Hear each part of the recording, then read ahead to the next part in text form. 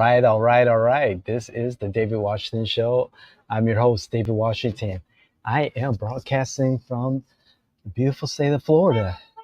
It's the evening time. I'm here in Florida at Washington South on the balcony, enjoying this beautiful, beautiful weather. Please excuse my sniffles. I think I have like a little sinus trouble, but hey, the show must go on, right? So, we're talking about the special election House District 35, that's East Orange and East Osceola counties.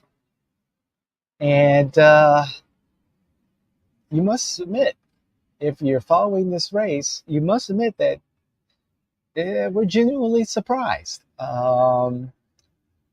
Before we get into that, congratulations to Tom Keene. He is your Democratic nominee for the general election, House District 35 in January. Congratulations, Tom. Well earned, and you're gonna knock their socks off in January. Good luck to you. All right, saying that, let's start with Tom. And Tom, I think this was his last hurrah. You know, Tom has run for office in the past, and you know, he's persevered. He's been consistent in his messaging, and this campaign was not as aggressive as his past campaigns. And people thought that because it was a little bit low energy, that he was going to come in last place. The Orlando Sentinel endorsed, it was kind of like a backhanded endorsement of Marushi Guzman by a hair. Over full transparency here, our client, JNW's client and friend, Rishi Baga, and Tom was just pretty much also ran. But Tom pulled it off. He did it, and the numbers are still rolling in. We're still taking a closer look at how it occurred. But I do want to tell you just anecdotal information. Tom spoke to an electorate that he connect with, an older electorate, a reliable voting electorate that came out, was familiar with his name, and voted for him. And his votes spread across both counties. And we'll talk a little bit more about that when we talk about Rishi's campaign. But he dominated, seriously dominated, in Osceola County, the suburbs of St. Cloud, essentially, Narcoossee. Dominated. Good for him. That's what you're supposed to do. He did what he needed to do here in Orange County, and he won. He had a complete strategy of working both parts of the district, East Orange and East Osceola, and it paid off. Now, his win was by approximately 42 votes, similar to Rishi Baga's win in 2022. But now Tom is the nominee. More power to you, Tom. Congratulations. And we'll do a deeper dig into how the win was made. Let's talk about Marushi Guzman. Whew. Where to start? Let's start with her husband, because that's when you Google Marushi Guzman, right there, it says husband. Yes, Coach P, Renee Placencia. Ran her campaign, was intimately involved in her campaign. And there was a lot of support of her campaign by her family, by those associated with the Guzman Placencia family. And as anecdotal information is coming to me, it did not help that Marushi Guzman was not did not really, get people excited. Um, she came off as a little bored, kind of off-putting, not really engaging. That's the word. When seen in public and public debates or forums or the television debate, she just wasn't engaging. And despite all the endorsements, particularly outside of the district, and I want to talk about that, but despite all the endorsements, it didn't help. Now let's talk about those endorsements. The endorsements by all the state elected officials who uh, jumped on board and supported her campaign. Just because some Freedom Leadership Council, whatever, of you know, has been Democrats who won elections decades ago, but when you look at it, are irrelevant now, handpicked to be their nominee. And after that coronation of Guzman, names from across the state started to fall in line. And that in itself was disappointing, especially for someone who allegedly did not live in the district, someone who was not engaged with the local Democratic Party. And so for all these outside electeds to jump on board and support her,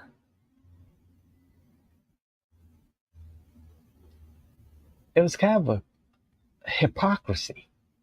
It was hypocrisy for someone who's never been engaged with the local Democratic Party, as far as I'm aware. Never. All of a sudden, she's coordinated as your Democratic nominee. And that's what pisses off longtime Democrats like me. That's what pisses off newcomers to the party. That's what pisses off loyal Democrats who aren't necessarily attached to the local party, but you know, stay aware, stay involved at some level, whether in a caucus or volunteering.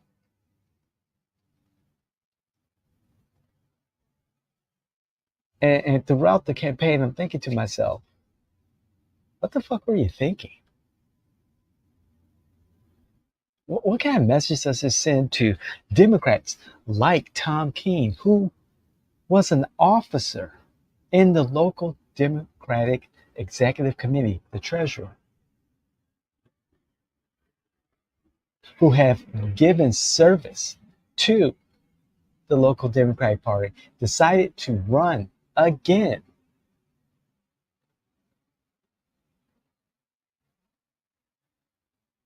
And you don't reward his service to the party, but you find a way to say, this person right here, she checks the boxes for us. Maybe this person will raise money for the party. Does it really boil down to that? I think it does. And that's the problem with politics. The elites, the old boy networks still exist, it looks like. And that's disappointing. That's very disappointing. Ruthless. Ruthless. I get it. I really do. Get more women involved in politics. Yes, She was your candidate. Yes, you lobbied for her. However, you have allies in Rishi Baga and Tom Keene who support the values of Ruthless. And this is not the first time that a candidate is chosen by Ruthless to join a group of candidates to run for office and eventually upset the fruit cart. I'm sorry, fruit cart. I don't know. I do long for those days. I've said it before, where the Democrats have said, "Hey, this is our candidate. This is who we're going to back. Good luck, everyone else, but this is our person," like the Republicans did on the other side in the Republican nominee race. They poured a lot of resources into the campaign of Erica Booth. She is now your Republican nominee for House District 35.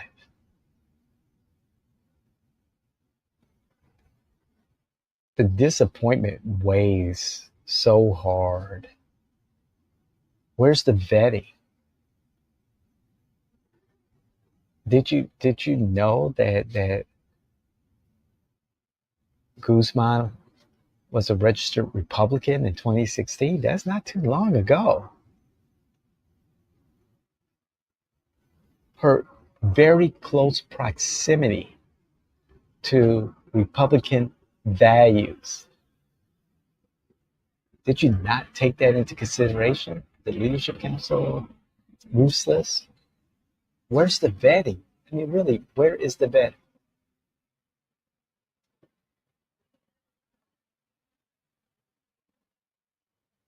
We got a lot of work ahead of us in this special election in 35 in January. We have an election that's going on during the holidays. The Democrats were by 700 voters, approximately 700 voters. The Republicans came out at higher numbers than the Democrats. If this means so much to you, Democrats, to keep that momentum going from Jacksonville, what happened to the turnout? What happened?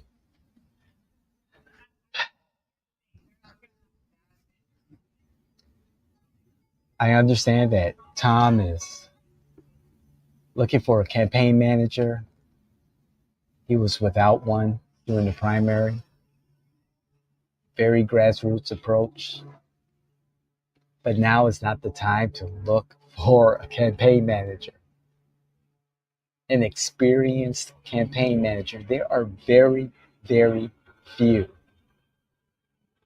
people, let alone campaign managers, who has experienced a special election.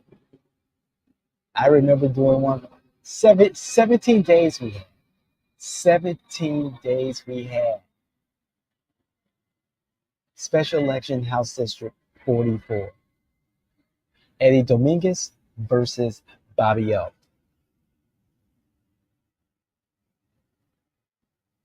The vote by mail ballots were already out. Early voting was starting.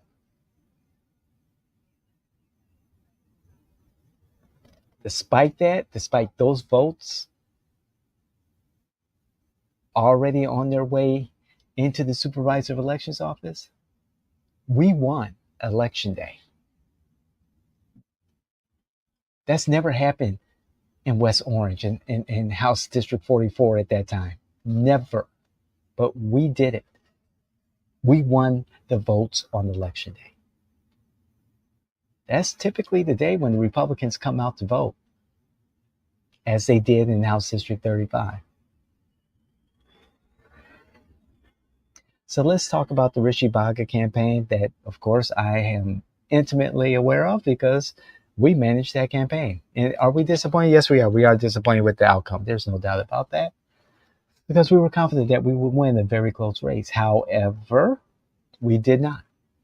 And as we look at the numbers, there's one number that is glaring,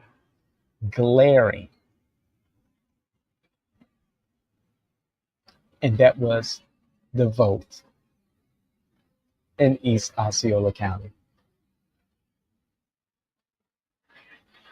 Team Rishi came in third, and we lost. We lost East Osceola County by well over 100 votes. Essentially, we really had no strong strategy to garner those votes in East Osceola, and it hurt us. It hurt us. The vote was incredibly close in Orange County. The last time I checked, it was like by 12 votes. But when you have a deficit in East Osceola, which we knew would be our Achilles heel,